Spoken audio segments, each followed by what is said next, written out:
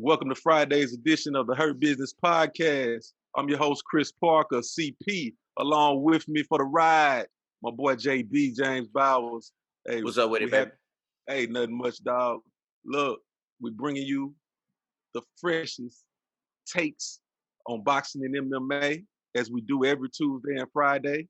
Don't forget, subscribe to our YouTube, The Locker Room. Also, you can find the show on the Pugilism Company on their page. Subscribe, watch it there if you can. So any medium you choose, you can find us.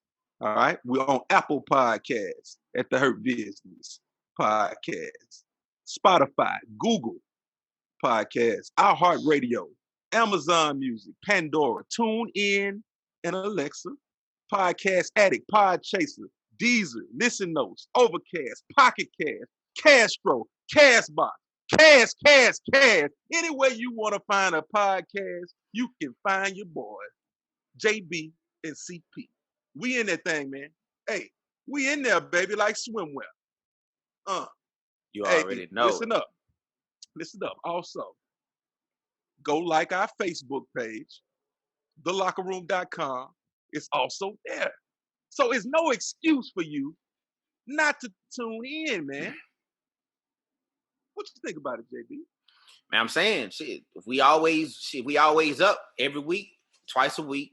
Man, y'all just go find it, man. It's there. Facebook and all the other podcast platforms, man. Shit. You're doing good. Don't let it worry you. Don't let it worry you. You don't have to find it. Once you hit that subscribe button, it will find you. Every time we upload, it will notify you. For sure. Look, man, once again, I'm getting tired of starting off the show with somber news. Jean Baptiste Mendy, he passed away. Here, died at the age of 57. The Senegal-born French professional boxer. He competed from 1983 to the year 2000. A two-time lightweight world champ. He held the WBC title down from 1996 to 97, and the WBA from 98 to 99, man. We lost another member of the boxing community. Hey, we'll give him a little 10 count right now, guy. By your head.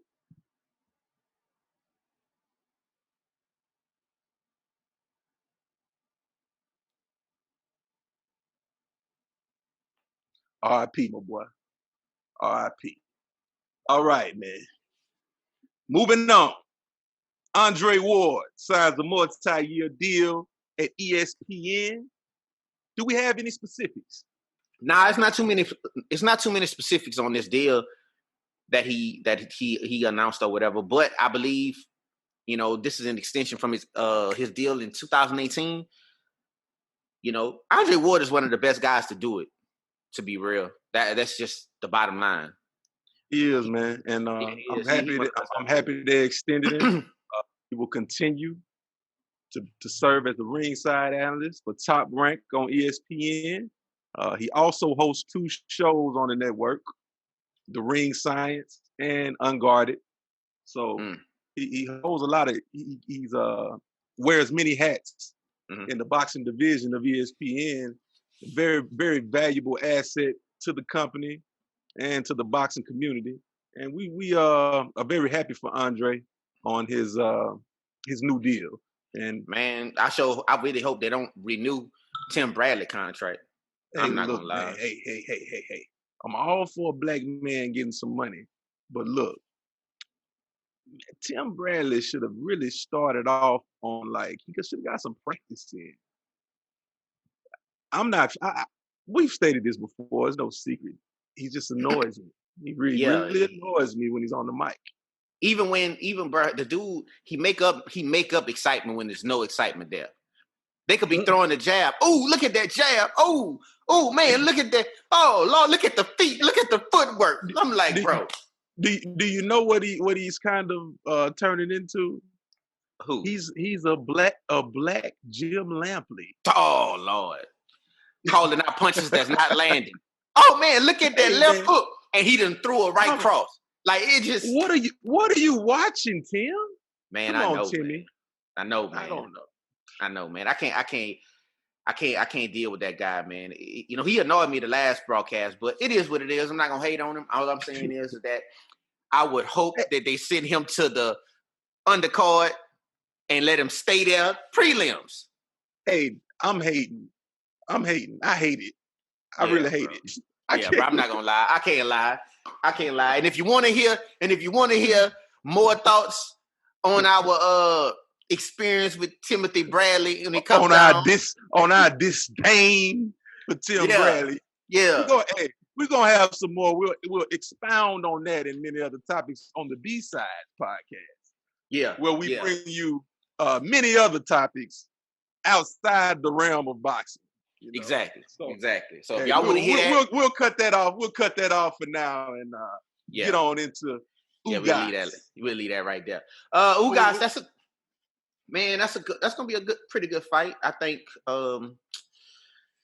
I feel like Ugas, he needed to be active anyway. You know, I can't just say that he need to be active and just put it on him. Everybody need to be active, but you know, he's 25-4. His opponent is 26-3-2. The opponent, Ramos. Yeah, Abel Ramos. I don't know. I look at it like a key busy fight, to be honest, which it's not going to be too exciting. It might be a little stiff. It's the key for this fight, man. It was ordered by the WBA for their regular title. You know, Manny Pacquiao is the champion with that sanctioning body. And like you said, man, you put it perfectly. It's a stay busy fight while he waits on another world title shot, man. After he's 2 fights removed from a controversial loss to Sean Porter. Many people feel he should have got the nod in that fight. I think he did. I think he should have got the nod, bro. I believe. Yeah, I think he put in some work. You know, it's hard to get a clean decision over Porter because Porter stayed busy so much. You know, that ineffective aggression that he shows, you know, he gets a lot of benefit of the doubt with it. Well, you know what I mean? That fight, fans, if you want to tune in and see Ugas in action, that fight will be on Sunday. Yeah, Sunday. September 6th. What's the network? Fox. I think it's Fox, yeah. Fox. Yeah, it's going to be on Fox. So tune in, check him out. Also, Jamel Herring will be in action against Oquendo on the 5th, Saturday. Yeah, I'm not really interested in it. I'm not going to lie to you. Look, I don't think Herring is really interested. He's just trying to handle his business. He's focused on Carl Frampton. That's the fight I want to see. I don't really care about who he getting it in with over the weekend. You know, it's cool. Let him go ahead and do what he needs to do, get his paycheck, handle his business. They both coming off a unanimous decision victories in November. So, you know, I'm not saying that his opponent is going to be trash, but. Look, Jamel has his sights squarely set on Frampton. He did an interview with The Athletic recently. He stated that I can outbox him if I have to, and I can fight in the trenches and I'll muscle him too.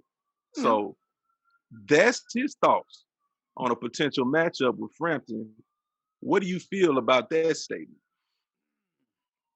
I feel like the confidence there. I feel like the skills are there to be and to be real. I think he's a real strong guy, especially in the inside for sure.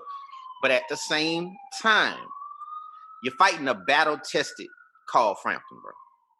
You understand? You really are. You're not, and the police siren in the background.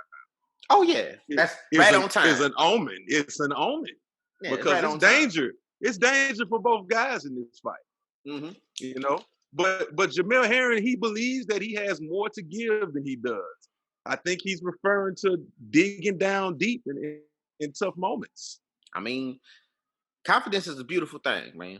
And if you think you can pull something off, and if you think you have something more to bring to the table than another fighter, by all means, say it. But be realistic about it.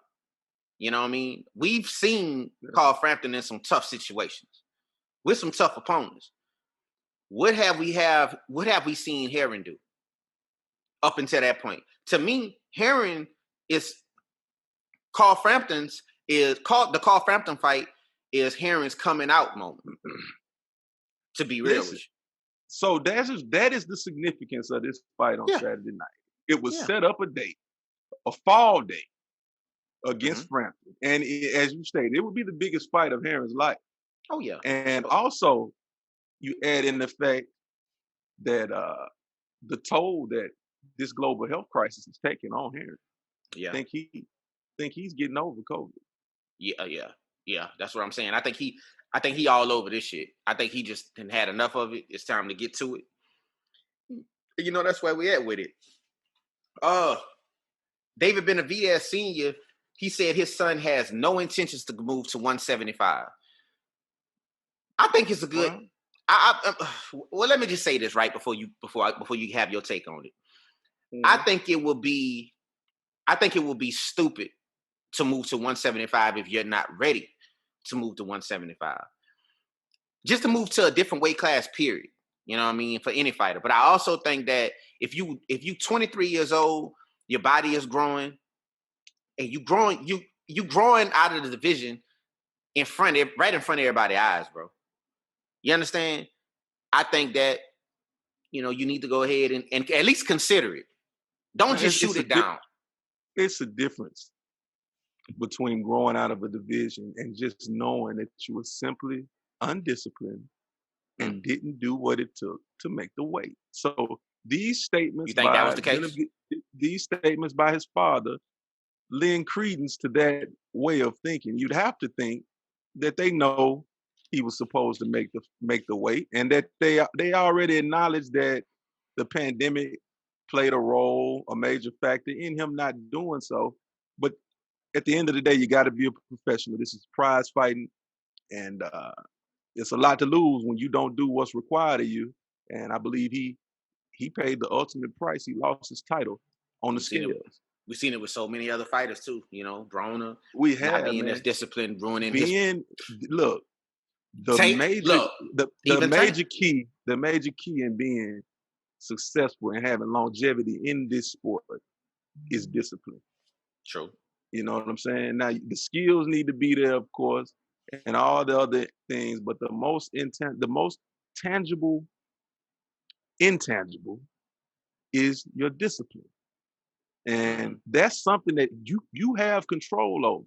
It's not very many things in the sport that you can control. You can't control, you know, whether you come in one night and you might get caught with a punch, but you can control how disciplined you are and how prepared you were for that moment. So when you get caught, then that's when you fall back on your stamina, your preparation. All that ties into your discipline.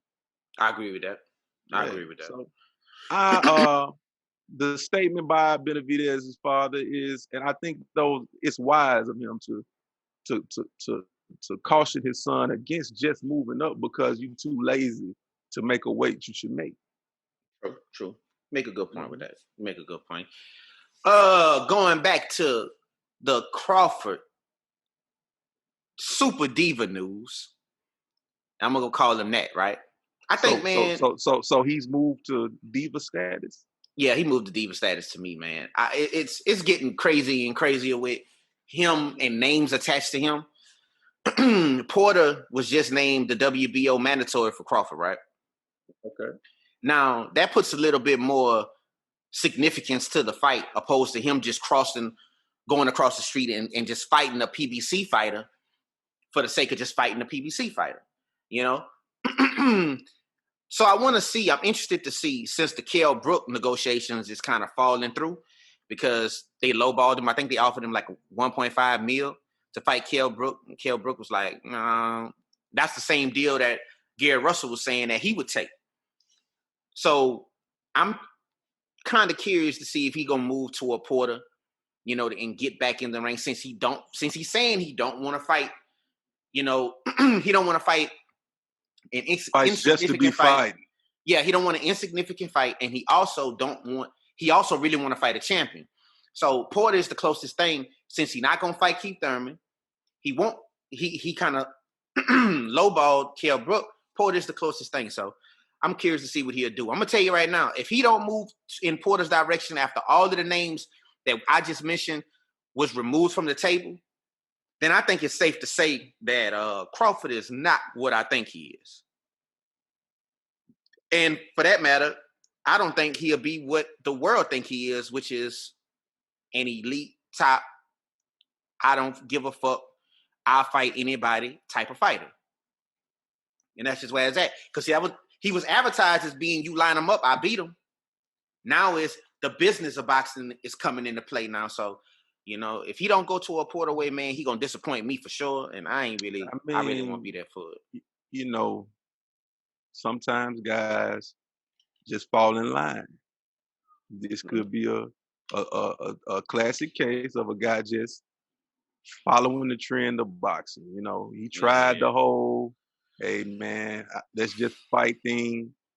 He saw that was getting him nowhere. So now he's trying to play the diva game, and we'll see how that turns. Actually, it's kind of working for him because the more he has kind of down-talked those guys, the more they're coming out of the woodworks and stepping up like they want to fight him. See, they think it's safe. Maybe he's playing a game of cat and mouse, and he's just waiting for one to just fall right into that trap. He got the cheese in there now. He's put the cheese in the trap. He's got two mice circling. Not two big rats. Porter and Thurman are two big rats. They big rats. They're not small mice. They big rats. No. So they both biting at that cheese, man. He gonna snap. I think he's gonna snap on one of them, and he's gonna do what we think he's supposed to do, and then step into the ring and show you he's one of the top welterweights in the game. It's just the time framing, though, bro. Like, it's the time framing, the time frame for him, man. How long is you gonna drag it out, bro? We literally, bro, almost, if we halfway through, almost, what? We're in the third quarter this year, right? But the pandemic played into some of that. You know what I'm saying? So it was no boxing going on for a while. So you can't count that time. Yeah, but you can. We just getting kicked back up now. Yeah, we still don't know if we gonna have fans or what's going on with that. So you got to kind of walk some of this back because fights like Porter, fights like Thurman, those normally would be big fights. And during the pandemic, they'll just turn into regular TV bouts. You know what I'm saying? With no fans, without the revenue of a live gate. So But being a fighter, being a boxer, man, I mean, you got to take some kind of responsibility for it because you do have some fighters out here that was negotiating fights and getting things together and having some kind of trajectory where their career was going to go once this pandemic shit subsided, right? So what I'm saying is that he came out of this shit not even knowing what direction he was going. Look at Jamar Charlo. Look at Jamel Charlo. Look at all the Showtime guys. For instance, right? Look at all of the PBC guys, the Showtime guys. Business was still getting handled behind the scenes, And he liked to. I'm gonna tell you one thing about those guys.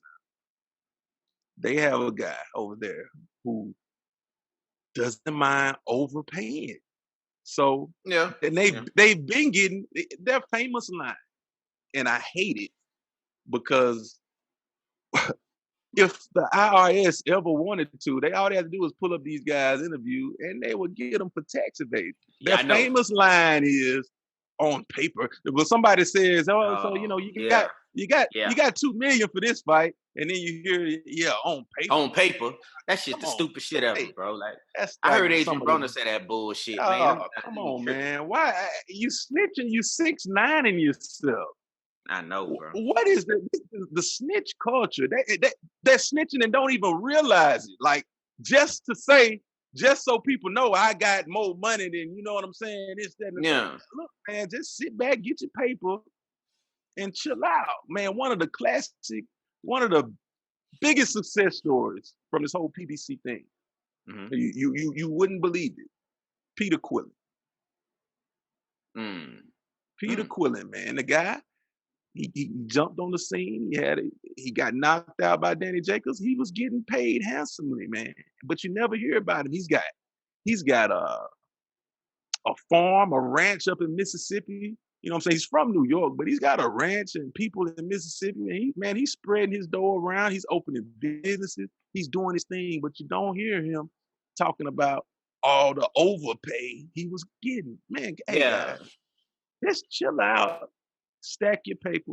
So I mean, hey, and for the record, we don't know. I don't know. Maybe Peter Quillen just handled his on the record money in a professional fashion because he's never stated that he was getting more. But just saying, guys. Yeah. Stop snitching. Yeah, stop snitching, man. Yeah. Luis Ortiz got added to the Andy Ruiz card versus Chris Arreola November 7th. Mm-hmm. He's fighting Scott Alexander. Little guy, man. He's 16-3 with 2 no contests, 8 knockouts. I'm looking at this guy. I think you know what? I saw that guy the other day. He drove my Uber, actually. Yeah. He did. Shout out to him, man. Hey, yeah, and shout out to Uber too. Congratulations. Congratulations, get that paper, man, and hey, keep picking up those routes, man. You do an excellent job. I gave you 5 stars. 5 stars. We got to go into Dillian Whyte, man. He been having a whole lot of feuds with a whole bunch of people ever since his epic 5th round KO. You understand? His colossal collapse. Yeah, his colossal collapse. He got into it with Andy Ruiz, right? And hey, ain't that classic though? I'm gonna let you get into the story, but yeah. It's just like on the streets, man. When a nigga get his ass whooped, he don't want to hear that shit. And really, he beefs with everybody but the nigga who whooped him. Yeah, exactly. He got everything to say. Hey, if you say something, oh, you laughing? I whoop you. I can whoop you. You can't beat me. Bro. I bet you I can whip you. I probably can't whoop him, but I can whoop you. Yeah. This ain't about him; it's about you. Now he want to jump on you and shit. This is crazy, man. But that's hot. But that's what happens, man. When people operate in their ego, man. Like he think that he could beat Andy Ruiz. I doubt it. I think Andy Ruiz would knock his ass clean the fuck out. You understand what I'm saying? What'd he say though? He said, "Forget Andy Ruiz. I want Joshua Tyson after Povetkin. Forget Andy Ruiz. Andy Ruiz got a big fight with diabetes at the moment. Not type 1. He said, not type 1, type 2. Type 2, the bad one." And he wishing death on the boy. Oh, my God. Boy. Look, he said, look. So what I'm saying is so this, man. Man need to fight. He need to fight. He got to fight with his diet on his hand. Man, look. Man said that. He got to fight for life and death. The man said he got a big fight ahead of him, and it's called diabetes. Not type 1, but type 2, the bad one. Bro, I gotta give it to him, bro. That's some good smack talk, man. Bro. He have more fight outside the ring nowadays than he have inside the ring. Coming from a guy who just got put flat on his back though. Man, it just hits a little. It don't hit it still hits, but it just don't hit the same. Bro, that shit was the funniest shit. That shit was the funniest clapback I ever seen, man, in a minute. Look, and speaking of him getting into it with everybody, instead of getting into it with the motherfucker he's supposed to be getting into it with, him and Povetkin is set for a November showdown again, right? Okay. Yeah, they shooting that out. I'm gonna be honest with you. If he don't come out there and put some pain on Povetkin, it's the same shit gonna happen to him. If he don't beat him in the first 4 rounds, that's it. It's over. He just don't have it in him. He's just one of those guys who can't go. He's not a 12-round fighter, man. He's really, he's an amateur linked fighter. He's good in those rounds, but then once he gets past that, you catch him a shot. But you called him. Down. You called him something. The Zab Judah of the heavyweight division. Yeah, that. But you said he was something else too. You know, you called him a front runner. So yeah, I looked into it too. I looked at a couple of his fights, a few more of his fights actually. Like early on in his career, you know, when Joshua beat his ass, you know, certain things like that. I watched. He is a front runner, bro. You know, he'll jump out on you. He'll jump out on you quick. Yeah. But when you start giving him resistance and you start showing him like, look, you're not about to beat my ass. Like we about to fight. He don't like that shit. You know what I mean? And I start noticing, man, he really start getting on that back foot at the moment and start getting out of the way. He's a bully. Yeah, that's what it is. He a bully. And when you fight the bully back, it's problems. Just like that clap back was a bully statement. You know what I'm saying? Mm-hmm. Hey, he good at that now. He's a schoolyard bully. Trying to tell you. You know, we looked at the heavyweight last week that had a good second round knockout, Daniel Dubois. The WBO moved him to number 2. Hey, I'm gonna tell you something, JD. A lot of guys not really feeling Daniel Dubois, man. Hey, in the group, they were tagging me.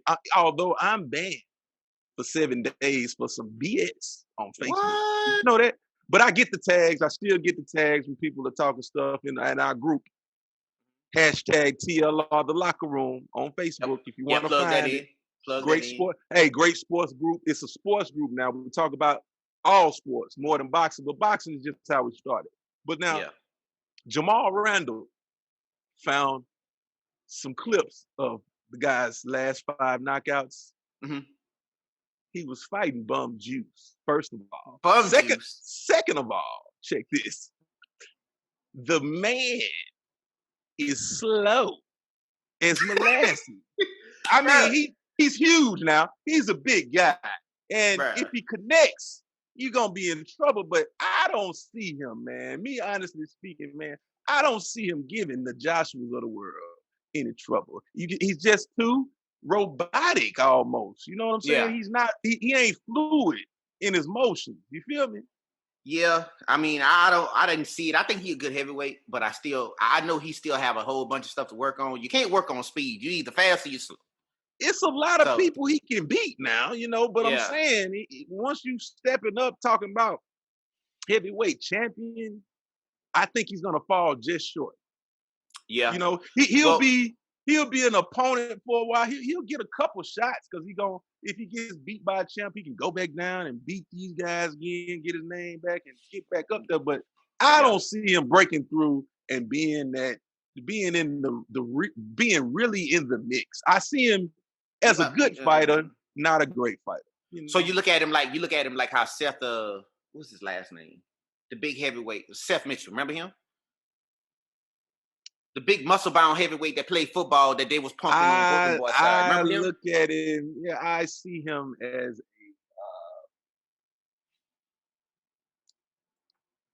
a Mitch Blood Green back in the day. Oh man, yeah. You know what I'm saying? But even Blood Green, he had more skills. But I'm saying he'll be that type of guy in the division. You know, like. Mm-hmm. His handlers though, but his handlers have some high hopes on him, as everybody that think they have the next coming of Jesus in boxing. You know, his handlers think that he the next one up. So they got him. David Tour. Oh yeah, okay. I'll take that. What about a Ruiz? Not Andy Ruiz. No, talking about John Ruiz. No, he's not. He's not a Ruiz now. Mm-hmm. Ruiz actually maybe he could get one of those belts. He can get a strap. I know he can get a strap. But he won't hold it. He won't, especially if they start getting broken up. If Joshua doesn't do a mandatory and pisses one of the sanctioning bodies off, and then they have a vacant title fight or something, he might pick one up. So he could be a John Ruiz, and that's a nice career. You gonna make some money. We don't have to go into too much, but going on that same note, going into basically what you're saying, his handlers is trying to get him and Usyk to fight for a vacant title They trying to set those kind of plans up because check it out, right? Remember, he trying to end his career before it starts. But go ahead. I know, but check this out though, right? But you hit the nail right on the head because that makes sense about him picking up a vacant title because Usyk said that he's going to force AJ and the WBO's commission hand to make him honor that commitment to fight him in his next bout. Like it's not going to be no more sidestepping. So if he don't fight Usyk, he going to have to drop that title, and that's going to line up Dubois and Usyk for a vacant W. You see what I'm saying? See, y'all think we don't be knowing shit, right? But I'm telling you, it all lines up into what we talking about, man. Like at the end of the day. Look, I'm gonna tell you something. I didn't know that, but just watching boxing for years, you kind of that's how stuff goes. Yeah, Tank, man. Going back to Tank, we was talking about how undisciplined fighters, they career is shaped by being undisciplined in a lot of different ways. And I hate to say that Tank is one of those undisciplined guys, but I really think that Floyd and them will move him a lot faster if they would have a little bit more confidence in with him not getting into all of the out of the ring shit that he get into, right? So you know what, Tank, and I'm gonna say this before you get into all the other things. Gervonta Tank Davis is one of the most marketable and talented fighters in the sport of boxing today. He's got everything you need to be a superstar in the sport. If he can somehow get the discipline, as we discussed earlier, man, look out. Or just get away from people. Huh? But I mean, hey, not even that. I mean, because Floyd Mayweather hung out with a lot of guys who did a lot of things. But you just don't get involved in it, man. You do your thing. You got to be strong mentally and know where you want to go. Tank Davis can be that guy, that dude in the sport easily. He's got the charisma. Mm-hmm. Well, you know what? He's not a talker, but his style of fighting is so pleasing to the eye. Yeah, it is. And the women love it. Yeah. That's a big key. Yeah. It's a big key, man. That guy he's a star. He's a star. But go ahead. Now, he called out, he said he want Loma, and he want Garcia next, and he clowned Devin Haney. He called him a clout baby. But I think the most realistic fight that could be made out of all of those names, all three of those names he called, is Devin Haney. They in camp, they pretty much in the same situation, except the zone and PBC situation.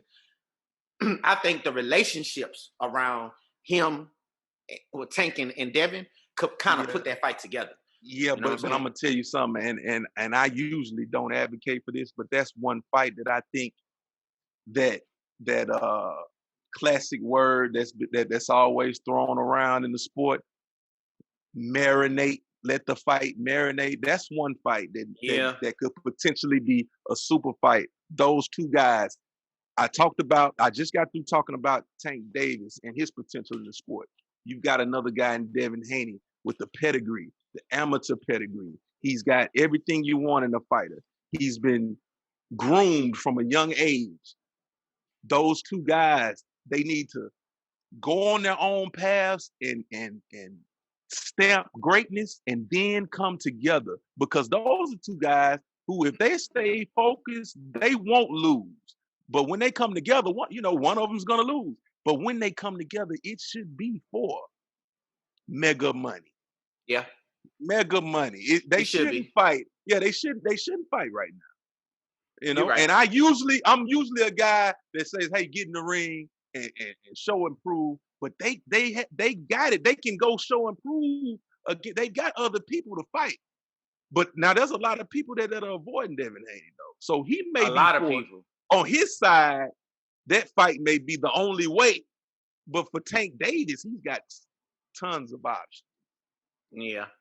And that's what I'm saying. I think Devin Haney is, man, one of the top little young guys out there.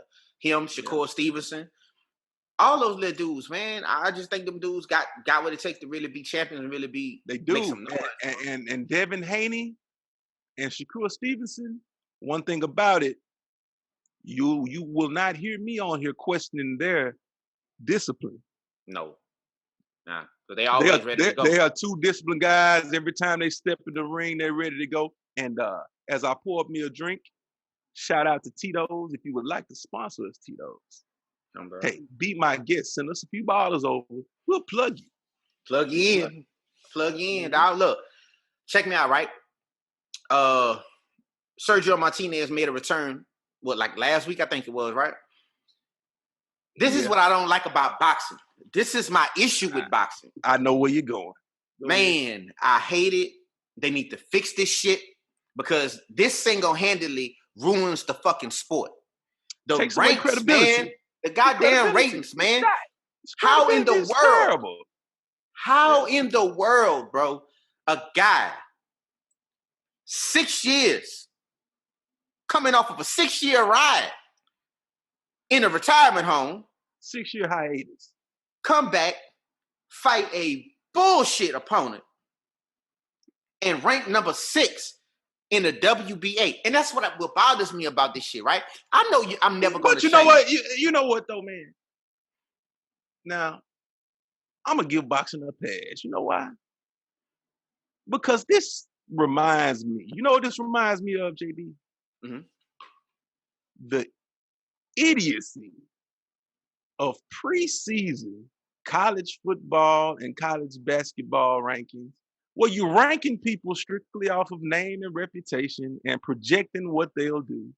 And then the first couple weeks of every college football season, the first few games of every college basketball season, they play the Sisters of the Poor. They play the University of Schittsburg. You know what I'm saying? And they rank them and they keep leveling up like that until they get into conference play or they play a big matchup that's sprinkled in here or there. So I'm not gonna shit on boxing because boxing is just doing what everybody does, and that's ranking names. He's got a name in the sport. He came back, so he fought, he won, they ranked. So, hey, I'm gonna go with it. Fuck. I don't know. Because he's still gonna eventually he's gonna have to fight somebody and show it. And look, we're not even talking about how many belts. We haven't even got to how many belts is in the fucking sport. We talking about rankings. Like AI said, we talking about practice. Right. You understand what I'm saying? We talking about rankings, man. Like, if you can't trust the ranking system in any sport, bro, what's the point of having the shit? What's the point of being a sanctioned body? What's the point of offering a championship? What's the point of being involved in a sport? Because you're taking up space and time. And that's how I feel like they need to fix the shit, bro.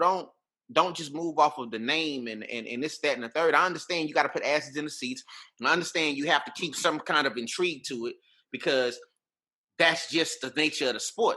You know, he who gets the most eyes controls the landscape. But I still say that they need to be able to fix that in some way, shape, form, or fashion, bro. Even like my boy. Repeat that one more time. Like, he who gets all of the eyeballs controls the landscape. That has been the hallmark calling of boxing because boxing has Preach. You said a word, boy. You already know that, bro. You said a fucking word right then. I'm trying to tell them, man. And do you know what that ties into? The same thing I've been telling these women crying about how much they get paid. Man, you right. He who controls the eyeballs. No, he who has the most eyeballs on him controls the landscape. That's it. You get somebody that want to see you fight, you'll get some ducking. All right, let's go into MMA news. So, MMA news this week. Going into the weekend, we got an event. We got a UFC fight night, Overeem versus Sakaya on Saturday, September 5th.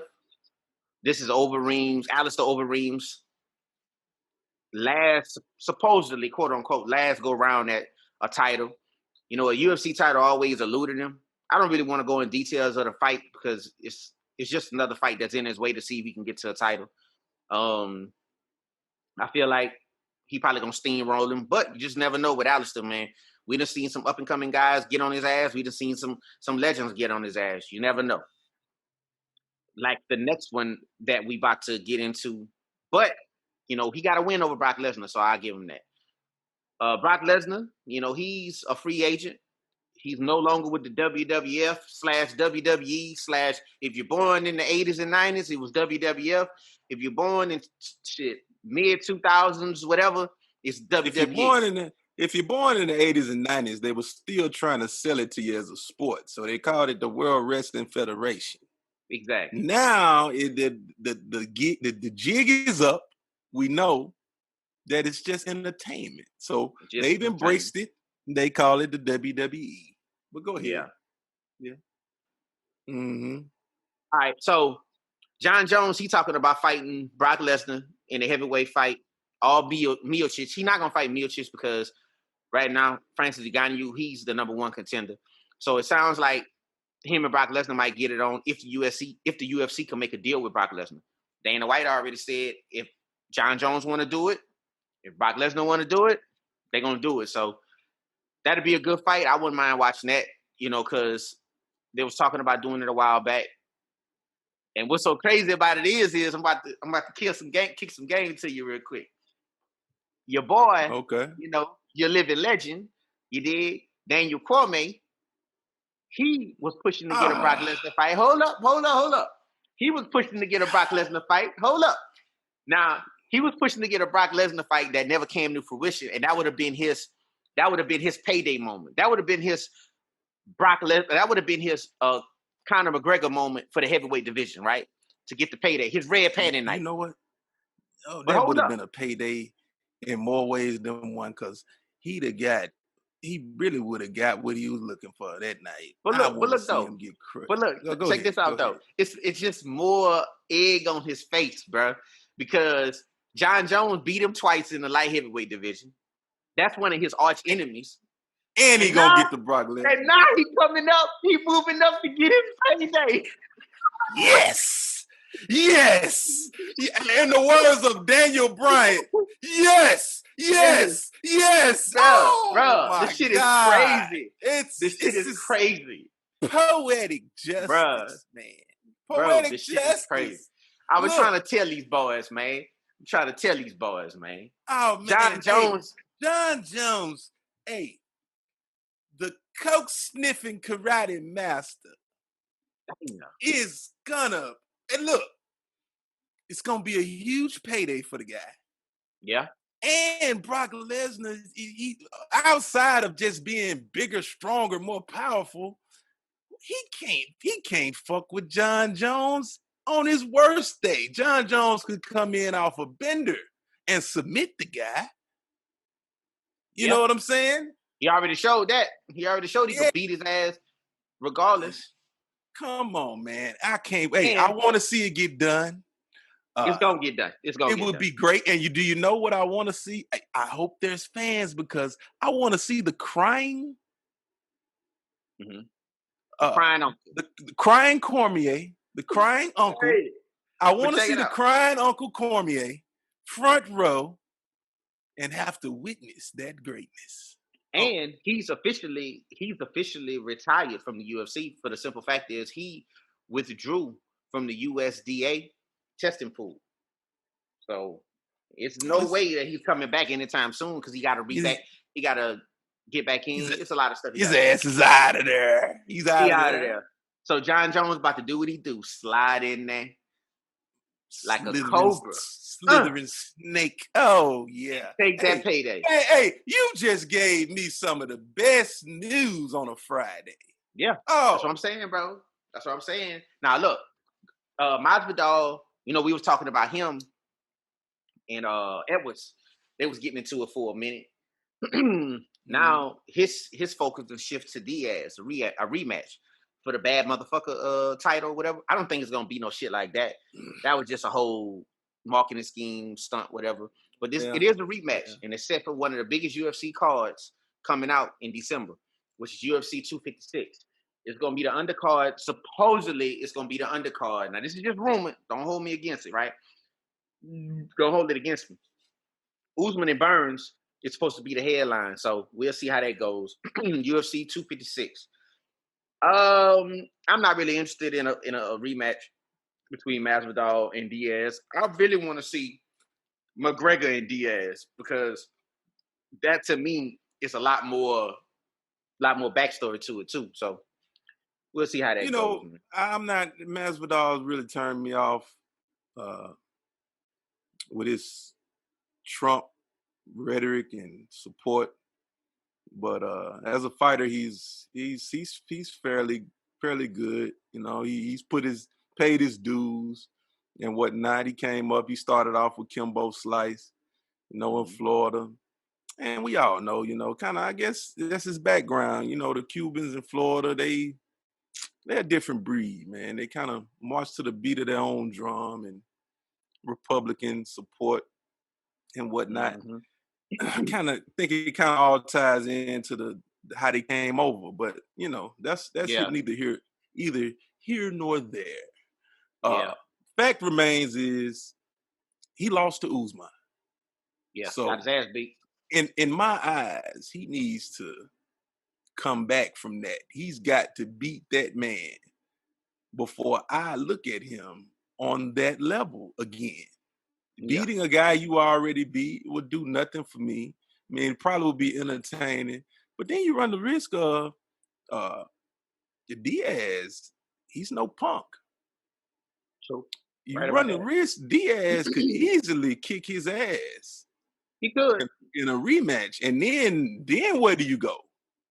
You know what I'm saying? Back to the backyard. Right, back to the backyard on YouTube, Jack. You keep on, and we'll see what Trump do for you then. Yeah. Trying to tell you. All right, we're about to go into the UFC Contender Series winners. Every Tuesday night, y'all already know, man, Dana White put on the show to try to find the next up-and-coming UFC star. Out of the 5 winners, he picked 3 of them. The first one he picked was Jimmy Flick. He defeated Nate Smith via submission with an arm triangle choke in the 3rd round. The next contender winner is Ronnie Lawrence. He defeated Jose Johnson via unanimous decision. And William Knight defeated Cody Brunges via TKO strikes in the 1st round. Now, I'm laughing because, man, the little dude, William Knight, man, he came out guns fucking blazing. Oh, yeah? Yeah. And when he came out blazing, and the crazy part, man, I watched him, man. I'm looking at him, man. He got braids and shit and all that. I'm just like, man, I guess, and he muscle, like he real big and shit. So I'm just like, oh, man, I think he gonna beat him. But just the fashion of how he did it, man, he just came in that hole and gave him that work. So I'm real interested to see. I'm real interested to see, man, what that guy do. He was he just, man, that shit was just. And if you're interested to see that, you can go on IG, you can go on Twitter. The highlights is there. He beat the shit out of him, man, and it was awesome to watch. So congratulations to all the winners, especially the ones that earned the contract. And we looking forward to see y'all in the future, man. Oh man, that Contender Series, man, that's really one of the highlights of your week, isn't it? You already really know. Enjoy that. You enjoy that. Oh yeah. I know you like to see fighters that nobody knows, and you like to forecast how their career will go. You like to be the first one up. Hell yeah. On just these like guys. I can tell. Man, just like when Jon Jones was coming up, back in the day, I caught him early on, and man, that he was one of the first ones that kind of showed me that the UFC doesn't recycle talent. They find a new talent and they run with it, right? Mm-hmm. So when I seen him coming up, I was just like, damn, you know what I'm saying? UFC already finding people to really compete at the top level in these divisions, you know what I'm saying? And these guys haven't even cracked the top 10 yet. Like easily at any given night in the UFC, somebody in the top 20 could beat somebody in the top 10. Mm-hmm. I'm talking about low. I'm talking about a rank 18 guy could get to a top 10 guy, and at any given night they can get it in. Like they can really do something with him. So that because it goes back to, as you stated before, it goes back to so many ways to win, so many ways to lose. Yeah, and Jon Jones was the one that showed me I needed keep up with not just the top 10 or the top 5. I need to at least be in the top 20. You dig? And start watching what's going on in these divisions. You know what I'm saying? That's so dope. yeah. That's Yeah. dope. That's dope right there, bro. So for Hey, sure. Our fighter to watch this week, Elvis Rodriguez, super lightweight from Santo Domingo, Dominican Republic, the DR, baby. I got to get out there. He's 9-0, 24 years old, 5'10". He does have one draw, but that was early in his career. Also, it was a technical decision, so maybe somebody got cut early in the fight, and they went to the cards, so you can't really hold that against him. The guy he maintains a perfect knockout to win ratio. So he's got 9 wins and 9 KOs. Mm-hmm. All right. His latest greatest hit came in the form of a 3rd round stoppage over Cody Wilson. All right, at the MGM Grand. In round 3, he stopped him, put him down twice. He's somebody to be on the lookout for, JB. And fans. Check that guy out. Elvis Rodriguez, guys. Elvis Rodriguez. All right. And look, guys, before we go into our MMA fighter to watch, here's a public service announcement. In your early 20s, you should not be that round. You need to put the beer down. You and your homegirl walk around here in them one pieces looking like the Steiner brothers. Right. There's some females that need to hear this. For you females, don't be drinking all this beer. You in your early 20s now. You got a long life to live. You got a long time to get fat.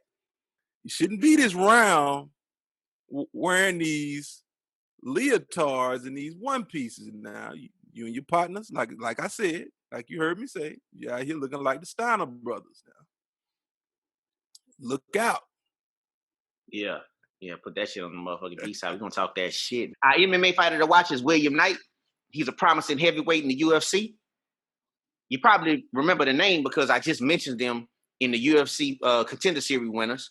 You know, he scored a TKO in the first round. And basically, all I'm going to say is this. I'm not going to do a deep dive on him or anything like that. To show you just how much dog the guy have. Before he fought on Tuesday, he was coming off of a first round knockout loss. You understand me? To a guy named I'm about to chop his name up. Forgive me, but I just want to get that out of the way. His name was Tafine. I'm just gonna call him Nagasaki. Let the shit flow. Let it flow. You told us you was gonna fuck it up. Let it ride. Man, I don't know what this motherfucking name was. All I know is, man, he got his ass tore out the frame in the first round, and that's just what it is. But I'm gonna say this, man. I'm looking forward to the guy getting into the UFC since he got a contract, and basically see what he can do in the heavyweight division. That we know the heavyweight division is always moving parts in the UFC. So I want to see what he can do, man. I want to see if he could take that same. I don't like in some of his early fights. I didn't like the slow starting that he had. This fight, he had a little bit of a slow start, but he put it all together. He was in trouble a little bit, though. Not gonna lie. Yeah. But he also came out there and he did what he was supposed to do. So let's see what happens when he get to the UFC and actually start fighting some competition, get better trainers, get more discipline. Because the UFC do that to certain fighters, though. You know, when he does that, and when he gets the better trainers, then he's already shown you that he can handle some adversity in his last fight, like you said. So, you know. Yeah. Hey, it's just a good thing. Yeah, it's a good thing, man. So we'll see what happens with that, man. So y'all pay attention to him. William Knight, heavyweight, UFC prospect. Y'all check him out, man. Hey, dog, man. Once again, we got through another one. Bro. Yeah, we got through another one, man. Look, quick shout out real quick.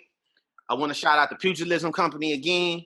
You know, if you can't find us on the locker room, you can't find us on the Facebook groups, you can always find this episode on their YouTube channel. We've already that's a great outlet, man. They got a lot of great boxing content on there, man. Go check them out. Great page to follow on YouTube. Yeah, we got some interviews coming up. We're gonna be hitting events again like we was before the pandemic happened. You know, we got a lot of things about to happen, man. So if y'all have any suggestions, y'all have any questions y'all want to Critique ask the anything. fighters. Listen. But hold Anything up. y'all want to Before, talk about? Go ahead. but not just about us, not just about us and how we delivering everything and putting everything together. If y'all have any questions or anything that y'all want to reach the fighters, shoot us an email. You know what I'm saying? Or hit us up in the Facebook group. You know, we respond pretty much in moments, and just let us know what you want to ask them. We'll ask them. You know, just everything, man. All feedback is appreciated. You know, guys, we pay Yeah, attention to the comments. You know, send us an inbox. However you choose to communicate, give us feedback. That would help us to make things greater for you guys. Also, we can express your concerns. We can express any questions you may have, any topics you want us to discuss. Hey, we're here for the people. We are here for you guys. This is what we do it for. You know what I'm saying? If we listen, me personally, I'm a guy. I want to be free to express my views and give you the raw and uncut on the sport of boxing and MMA. So if we happen to piss off a few fighters for telling the truth, that's fine. There'll be some who will come on, but our show is not predicated on having fighters as guests. Although we will move to that and we want them to come on, but we are built off us. See what I'm saying? JB and CP. You're buying into us, man. We gonna yeah, give it to you. We gonna give you what we think, and we're not gonna play politics. We're gonna tell you the exactly. truth. Exactly. And then so that means that today it may be one way, and then tomorrow, once something happens and somebody shows us something else, then the view may change. And we're not gonna be held hostage to politics of boxing. That's one thing you're gonna Exactly. get right here on the Hurt Business Podcast. You're gonna get it real, you're gonna get it raw. Hey, real fans, real sports, real talk. And that's the motto of the locker room, Jack. That's the motto. That's the motto, and that's what we live by. Cause we ain't kissing no ass, you heard me? Let's just be real. Like Nah. I got some relationship. We got relationships with fighters. You know, we can hit them up. We can talk to them in a whole nine. Some of them be in our DMs. You know, some of them make less subliminal comments when they're talking to other outlets. But I can personally, I don't give a fuck. I don't take it personal. I don't take it. I take it all with a grain of salt. And like I always said, y'all have we got an open door policy. Promoters, trainers, fighters, motherfucking homeboys, whatever. If y'all affiliated with a fighter that y'all feeling some kind of way, y'all can always come on the show and y'all can tell y'all side of the story and feel free to say whatever you feel uninterrupted. You understand? Right. But at the Hey, end of the day, it's not gonna be no ass kissing on in this spot. no, man. So if you're No looking for that shit, feelings. it's a whole bunch of other outlets that you can go to get your feel of brown nosing. You Yeah, dig? But it ain't yeah. gonna happen on this side. You feel me? So just want to throw that out there. And another thing too, we got to plug our other podcast, the B-Sides, the podcast, man. Again, B-Sides, the podcast. It's basically a culmination of different topics that we want to talk about that has nothing to do with sports. It don't have nothing to do with, it's just our thoughts and views on a lot of shit that we want to talk about. You dig? And it's uncut, raw. Look at it like video sold during the day for some of you 80s babies, and then BET uncut at midnight for some of y'all 90s babies. You dig what I'm saying? So I just want to Oh throw yeah. it out there. Oh yeah. Oh yeah. Oh yeah. Yeah, See, you can get your Bow Wow on 106 in Park during the day. Then you can get your Nelly Tip Drill, you know what I'm saying? Or your yeah. Ludacris pussy popping on a handstand at night. See, we got it all. We ain't playing Exactly. with these people, man. So that's gonna be dropping pretty soon. Here in the next maybe couple weeks or so. Go ahead and look for that. It might be audio. I mean, it might just be audio. It might be video and audio. We don't know yet. We don't know the direction, but we just want to just let y'all know, man. I get some a lot of DMs about y'all saying that we need to elaborate more on certain topics that have nothing to do with the sport of boxing and fighters in general. A lot of people wanted us to keep going about LeBron James. Yeah, and a lot of us, and a lot of people, exactly, and a lot of people wanted you to keep elaborating on Donald Trump and his supporters. So we gonna go ahead and give y'all what y'all looking for on B-Sides the podcast, and I promise you, you will be thoroughly entertained. You feel me? So no doubt about it. Out there. Just wanted to throw that out there. So for this episode, I'm JB, CP, and I'm CP, baby. Until next time, we out, man. We out. Peace.